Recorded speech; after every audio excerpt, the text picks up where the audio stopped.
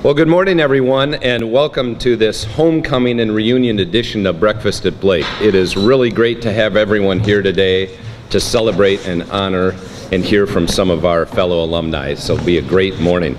My name is Woody Kingman, and I am honored to represent the Blake Alumni Board, which sponsors these events known as Breakfast at Blake. On the third Thursday of most of the months of the school year, we hear from some exceptional speakers and members of the Blake community. And our next breakfast will be on November 15th, and we'll hear from Blake parent and movie producer Elizabeth Redleaf. Elizabeth's movies include Thin Ice, starring Greg Kinnear, which my wife and I will be watching tonight, she told me. So, got our entertainment. We will not be at the homecoming game, by the way. And she also has produced the critically acclaimed movies Howl and The Turin Horse. So look forward to seeing her here in November. We're also working on a great lineup of speakers for after Christmas, including Rob Moore, who is a Blake parent and the president of the Timberwolves. So stay tuned for details. One big change to the Breakfast at Blake program, and that is we have outgrown our space over at Northrop, and we will be meeting here in the Bovey Chapel from now on. So don't show up at 7:30 over at Northrop for any breakfast. So we've got a big program. It's going to be fun. I'm going to turn the podium over to the president of the Alumni Board, B.C. Wilson.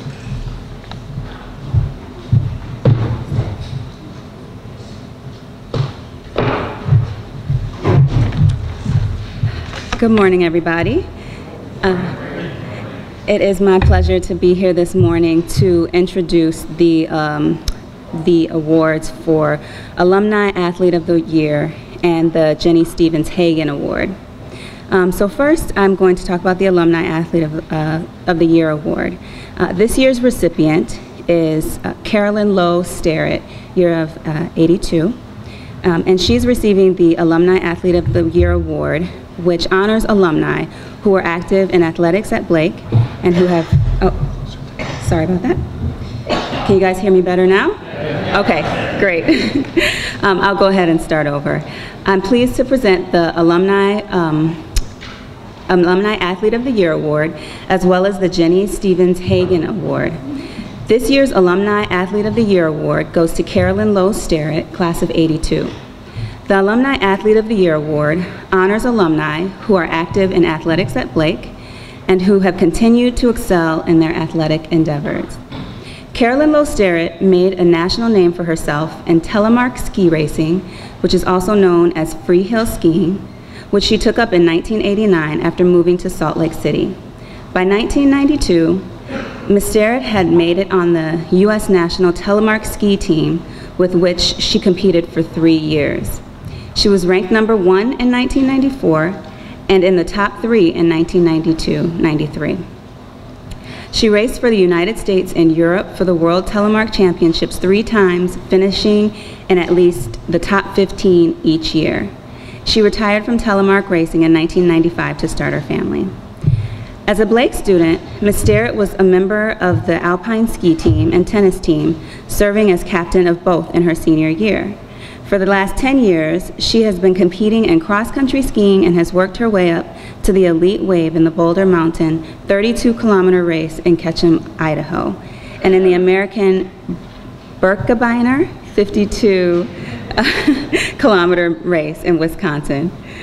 In the off-season, she loves to ride her mountain bike or road bike and is riding in events in Moab, Utah and Dillon, Montana, and in her first triple bypass in Colorado, where she will ride 120 miles over 3 mountain passes and climb 10,000 vertical feet over the course, riding from Evergreen to Avon.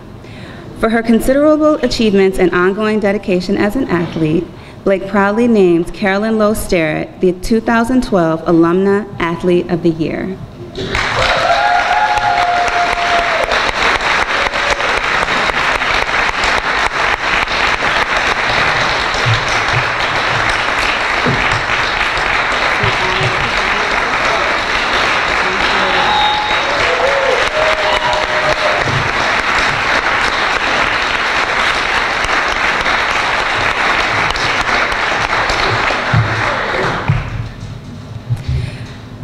I am now honored to present the Jenny Stevens Hagen Award to Joe Neumeier, class of '50.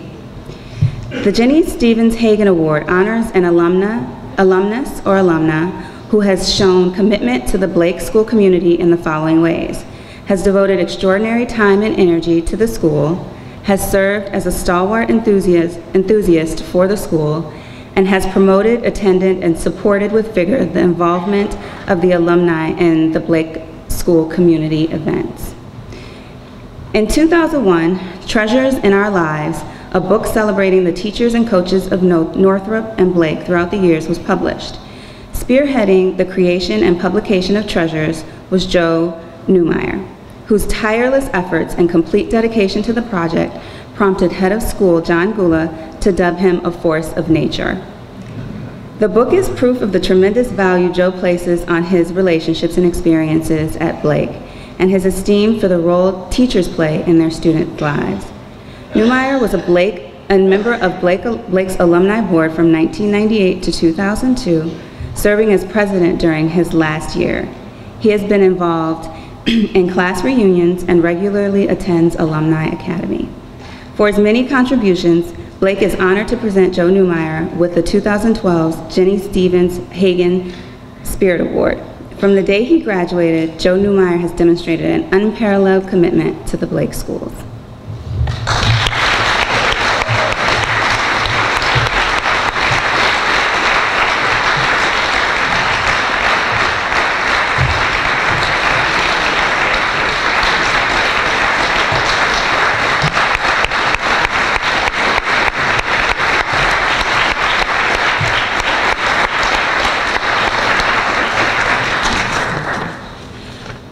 And now it is my honor to present Dr. Ann Stavney, head of the school.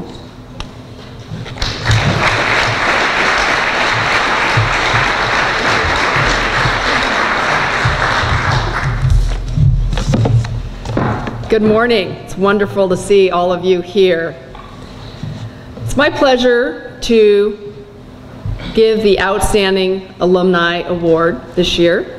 The Outstanding Alumni Award honors alumni who have demonstrated outstanding leadership, achievement, and influence in their field or in their community. Since it was first bestowed in 1984 to Oscar-winning film director George Roy Hill, the school has honored a wide range of alumni. Examples include leaders in a variety of fields, a geophysicist, several civic leaders, a children's advocate, a biologist, and a comic entertainer who went on to become a U.S. Senator. And today we honor a business pioneer and philanthropist, Bruce Dayton, Blake class of 1936.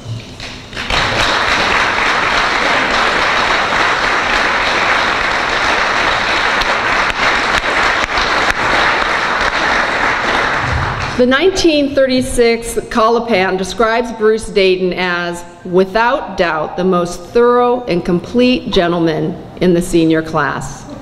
Bo has exerted an immeasurable influence of dignity over his more frivolous classmates. Now, in deference to Governor Dayton and his father, I know we want to avoid politics this morning. However, given the circumstances, this next quote from the Colopan is fascinating. Bruce's calm may be easily broken by starting an argument on Roosevelt.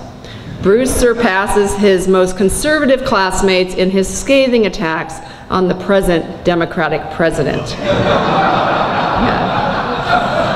The yearbook goes on to mention Bruce's habit of bellowing the Yale Bulldog song at any time, his proficiency at earning money through placing wagers on important football games, and his efficient handling of the finances for the plays and operetta. A Blake lifer from first grade to his senior year, Bruce lettered in hockey and golf. In recognition of his outstanding achievement in both scholastics and athletics, Bruce was awarded the Harvard Trophy. Nonetheless, following a family tradition, his first stop after Blake was Yale. After graduating from Yale and serving with the Army in Europe, Bruce returned in 1946 to start work in the family business, Dayton's department store. That same year, he and his 3 brothers began donating 5% of their pre-tax profits to charity each year, a decision that eventually led to the creation of the 5% Club, now the Minnesota Keystone Recognition Program, which honors companies that contribute 2 to 5% of profits annually. The brothers were also business pioneers, opening Southdale in 1956, the nation's first indoor shopping mall, and Target, the very first discount chain, in 1962. Bruce Dayton has also played a pivotal role in transforming the Minneapolis Institute of Arts into a world-class museum. During his 70 years as a member of the Board of Trustees, he made over 2,000 gifts and helped build the MIA's considerable Asian collection, which currently constitutes one of the largest displays of Chinese art in the country. Bruce has maintained a loyal connection to Blake over the years. Besides leading through his generosity, he has also served as a Blake board member from 1959 to 1967. Many other institutions have benefited from Bruce's generosity as well, including the Walker Art Center, the Hennepin County Library, the Guthrie Theater, Macalester College, the Yale University Art Gallery, and the Shanghai Art Museum. He has also donated 110 acres to the Minnesota Department of Natural Resources and funded the restoration of a 16th century 34-room house in China, which has since become a public museum. Along the way, Bruce served on several corporate boards and helped raise 10 children. In fact, his family tree is well represented here at Blake. Also attending this family of schools were 4 Dayton brothers, 4 of his children, 1 grandson, and 12 nieces and nephews. And that list has continued to grow with great and great-great nieces and nephews enrolled over the years. Without exaggeration, it can be said that Bruce Dayton has changed the landscape of business, public spiritedness, and philanthropy now and for generations to come. I am very pleased to recognize him today with this citation. For his leadership in business, philanthropy, and the arts, Blake is honored to name Bruce Bliss Dayton its 2012 Outstanding Alumnus. Congratulations, Bruce, and please accept this engraved crystal bowl as a token of our esteem.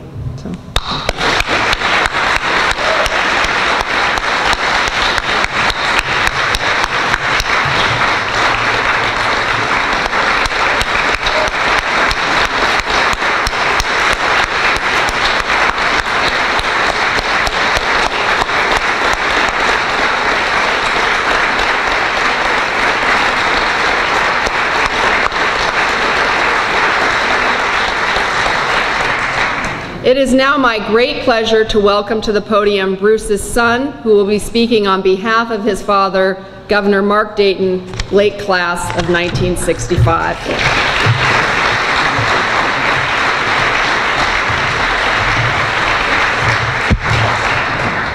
Thank you very much, Ann. And if you think my father's tough on Democratic presidents, you should see what he says about Democratic governors. You know, I was thinking the last time I was stood up here was like I gave my senior speech on Dr. Arnold Lowe, senior pastor of Westminster's book, 5 Steps to Victorious Living. And my younger brother Brant was so mortified that he hid in the bathroom during my speech. This assignment, on the other hand, turned out to be more daunting than I had expected. You know, I realized that in the past I've had many discussions with my father about Blake, but most of them pertain to my performance there and not his, as in when my report card did not meet his expectations. I also realized that the stories Dad told about his experiences at Blake, the one I heard most frequently was how going home after school, he got off the streetcar and ducked into the drugstore for a chocolate malt. I don't think that's on Blake's list of approved extracurricular activities. The joys of city living. I remember thinking how unfair it was that I, growing up in the country, had to beg someone to drive me into Wayzata for the nearest soda fountain. Searching for more background, I Googled Blake. First 20 pages of Google's results, obtained in 0.27 seconds, had numerous articles and brochures by Blake and about Blake, along with 2 other Blake schools located in Florida. But alas, there was almost nothing about Blake during Dad's era. Obviously, heads of school have better connections than I do for historical relics. So I thought to myself, well, I guess Google doesn't go back as far as ancient history. But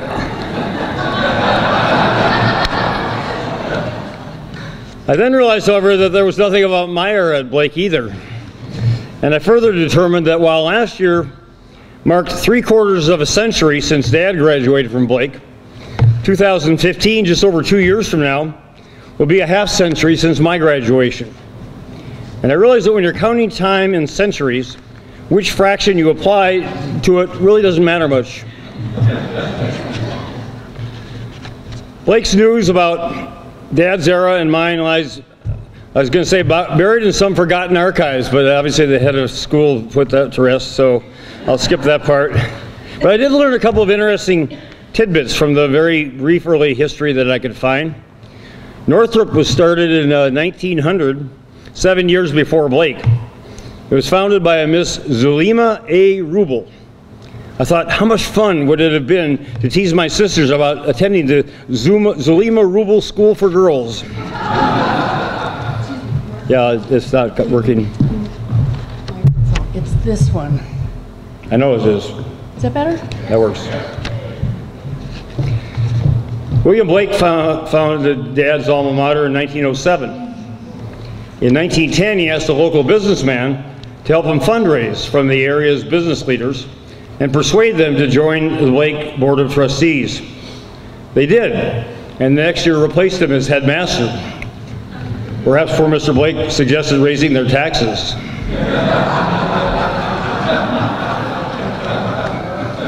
However, his successor, Charles B. Newton, admirably envisioned the school, quote, not only for the wealthy, but for the worthy.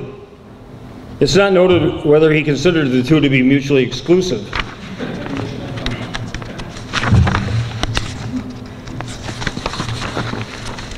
Things appear to have settled down when my father went to Blake School. Back in his days and mine, all 12 grades of Blake were right here on the Hopkins campus. Our big rite of passage was moving just across the driveway.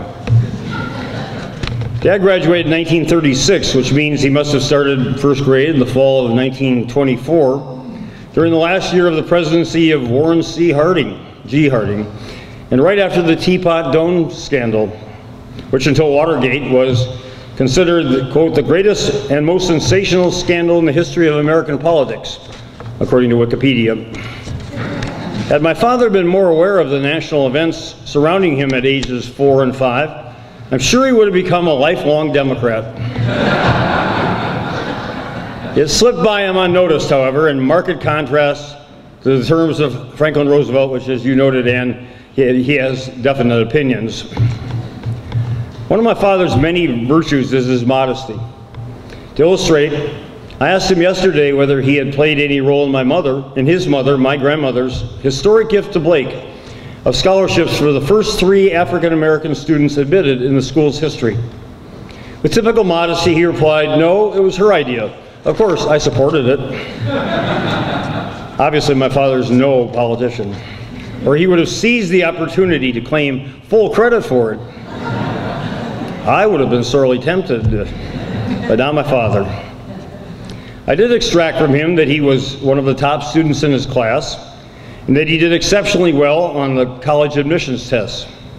He was captain of the Blake golf team. He also made the varsity hockey team his senior year and scored a goal. Growing up, I probably heard more about that goal than anything else besides the chocolate malts. I asked him what was his favorite subject. He said English grammar, taught by Bill Glenn.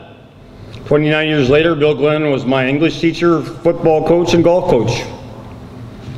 In June of 1936, Dad graduated with classmates like Jim Massey, who is the grandfather of my wonderful daughter-in-law, Corey Dayton, who is class of Blake 2000, who's married to my fantastic son, Eric, who is a class of Blake, class of 1999. Then from my father was on to Yale, the war, Dayton's department store, the MIA, and fortunately for me, a family. Since I don't have any direct reports, I've tried to infer what Blake gave to my father. It must have played an important formative role. It must have instilled in him many of the skills, disciplines, and virtues which became part of the foundation for his enormous achievements. As I said, one of my father's many wonderful virtues is his modesty. He was never one to brag about his accomplishments or advertise them ahead of time. When the press reported that Dayton-Hudson had for the first time surpassed $1 billion in annual revenues, a friend asked him, "Bruce, did you ever dream of running a $1 billion corporation?" "No, Dad," replied. "I always dreamed of running a $10 billion corporation." It was an historic accomplishment, but neither the company nor my father advertised that it was coming. There was no holiday card the year before touting this looming accomplishment, as some might have employed. There was no bragging afterward, and that is his way. Major achievements, great successes, large bequests, all without fanfare or self-promotion. And from my experience, that is very much Blake. Aim for excellence, for the right success, but for the glory of others, not yourself. I think that is one of the reasons why my father loves art, yet gives his premier acquisitions to the MIA for public display. The glory of that art enhances the lives of all who are able to enjoy it, and that generous giving gives my father joy. Aiming for excellence describes my father's life. He often quotes his father, my grandfather, saying, "Whatever you do in life, be the very best at it." Over the years, however, I've noticed that what my father attributes to his father are the adages and admonitions that he really wishes to bestow upon his children and grandchildren, such as the only thing worse than a bum is a rich bum, or you've had things handed to you on a silver platter, but it would be mighty easy for you to spill the beans, or shirt sleeves to shirt sleeves in 3 generations. As I said, it's hard to discern where my grandfather ends and my father begins, but it doesn't really matter, for they shared those values. Blake nurtured them. Then my father took him to new heights at which some people marveled, while to him, he was just fulfilling his dreams. And I want to thank his brother Douglas Dayton for joining us here today, and he was part of that realization of the dreams for Dayton-Hudson, now Target. In closing, I've learned through life that not all great people are good people, and many good people don't become great people. My father is both good and great. He has lived both a good life and a great life. He has been good, very good, to his family, to his property, and to his community. I wouldn't be governor today without his help and support. So now you know who to blame. He has been great in leading Dayton's growth into Dayton-Hudson, now Target, in elevating the MIA, as well as Yale's Art Gallery, and in gifting his homestead to the people of Minnesota for future generations to enjoy. He is an alumnus in whom Blake can and should take great pride, as do his children, his grandchildren, and I. Thank you.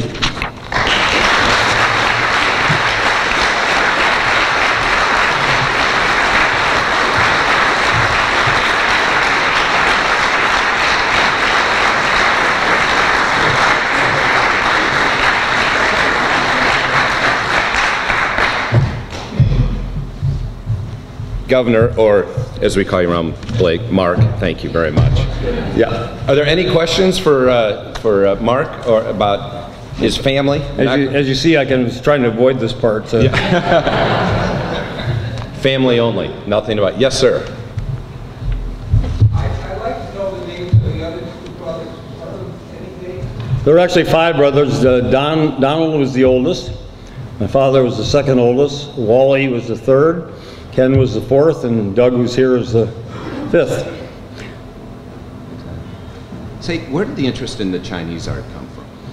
Well, I think my father and his wife Ruth got together, and Ruth was very interested in China for its advanced sort of mind-body connections and its Tai Chi and other holistic ways of healing. So she brought Dad along with her when she went to China, and Dad went to China because she was going there, and he developed his art, and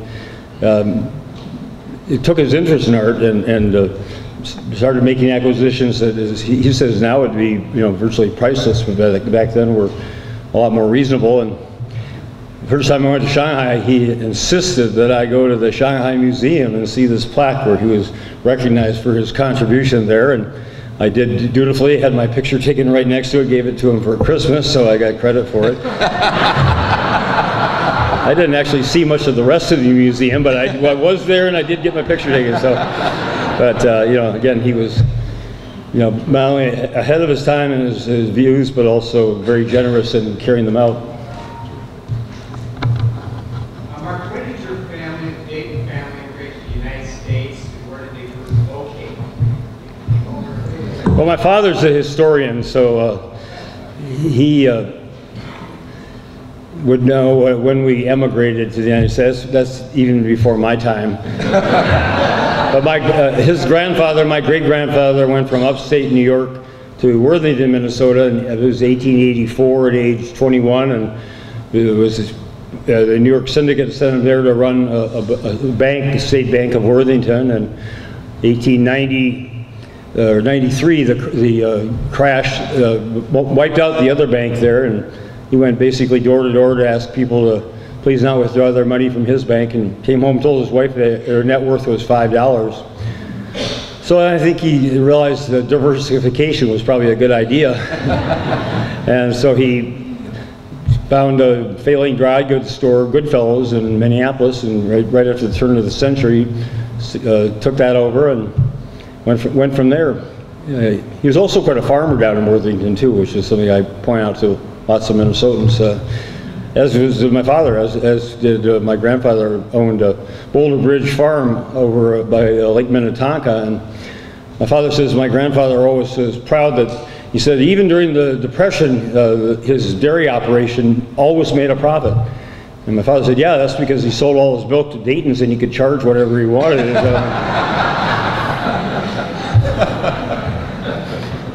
Good enough. Any questions? Any last questions? We have a few more minutes. Otherwise, I just want to congratulate the other honorees. I'm in awe of what, I don't even dream anymore about doing what you do every day. That's really extraordinary. And Spirit of Blake, that's really exceptional. So, and thank you for your dedicated contribution to this wonderful school. Terrific. Thank you very much. Thank you very much. And for you,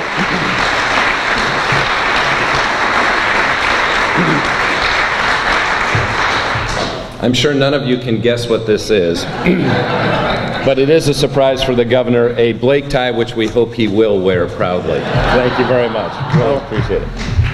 Better than the last tie I got, which was at the Hazeltine for their 50th anniversary, and they gave me a tie with elephants on it. So. I think this sounds really wonderful. Thank you very much. Really, really great.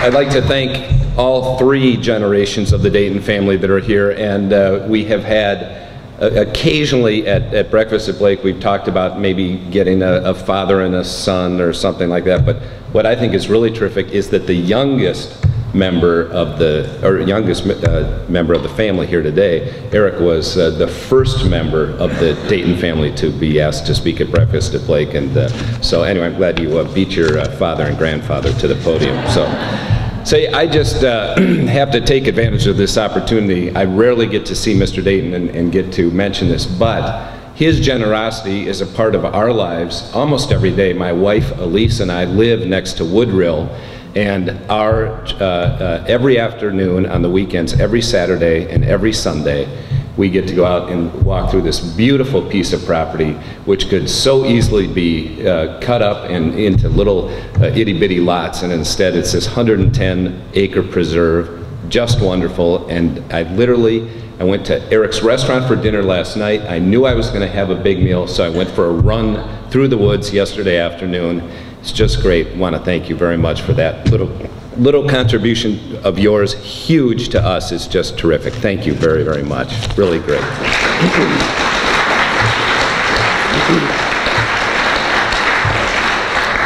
And when we don't walk through Woodrill, we go over to Doug Dayton's place and pick prairie seed to plant on our property, which is really great too. So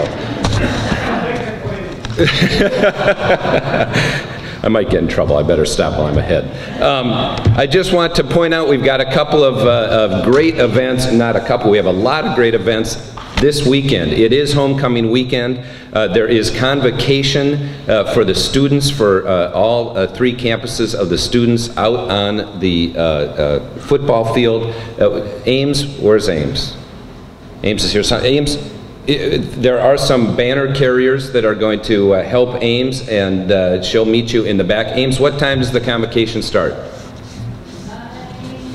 9:45. Okay, so if some of you want to stick around for that, terrific.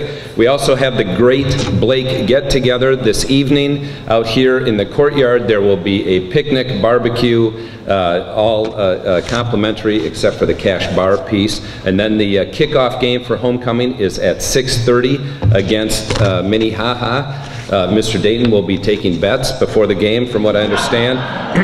So please join us for that. And then tomorrow, a lot of homecoming activities, particularly for the kids. A big picnic, again, complimentary picnic, all kinds of sports activities, as you can imagine, cross-country running, soccer, ladies tennis, and what have you. Hope you'll meet us for that. And then there will be a memorial service at 10:30 here in the chapel. So that's it. It's been a great day so far. We've got a great weekend ahead of us. And again, congratulations to Mr. Dayton, Mr. Neumeier, and to Ms. Lowe. All the best. Thank you very much.